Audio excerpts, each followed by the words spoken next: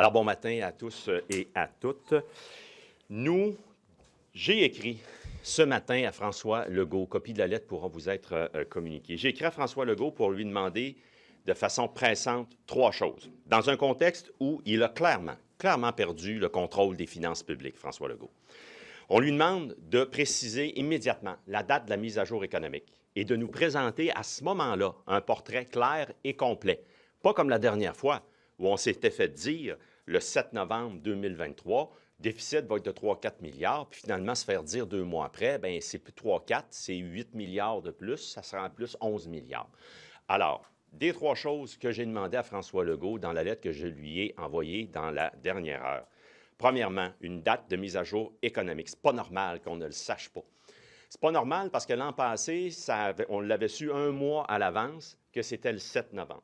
Tout ce qu'on sait, c'est un message envoyé sur le réseau X du 25 septembre dernier où il disait « Je suis en train de travailler avec une belle photo avec Éric Girard sur la mise à jour économique. » Ça, il y a à peu près 1 mois. Alors, première chose de 3, on veut une date de la mise à jour économique rapidement et on veut à ce moment-là un portrait clair et complet.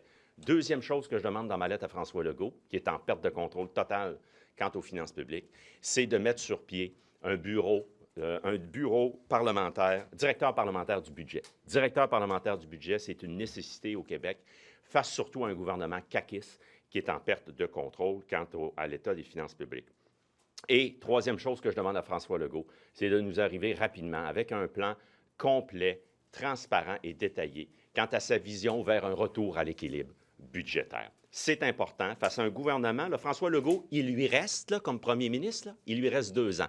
Bien, il est temps qu'ils se ressaisissent, puis qu'ils donnent leur juste, puis qu'ils commencent à gérer l'argent des Québécoises et des Québécois. Je vais maintenant céder la parole à Fred Beauchemin. Merci, Marc. Je veux juste donner un exemple de comment flagrant c'était mal calculé de la part du gouvernement. L'année dernière, le déficit était initialement prévu de 4 milliards, c'est finalement été 8 milliards de dollars. Dans les prévisions économiques, on a terminé l'année avec une croissance de 0,6, une fraction de ce qui avait été prévu par le gouvernement caquiste. La réalité, là, c'est que pour les investisseurs puis les entrepreneurs, ont besoin de prévisibilité pour pouvoir faire justement leurs investissements. Ils se basent sur justement ce que le grand argentier du Québec donne comme son de cloche pour l'économie dans son ensemble. Donc, sans cette prévisibilité-là, les investisseurs se retiennent à faire leurs investissements. Les entrepreneurs investissent moins dans leurs entreprises. C'est un cercle vicieux. Malheureusement, la CAQ est responsable de ce déficit-là aussi. Merci.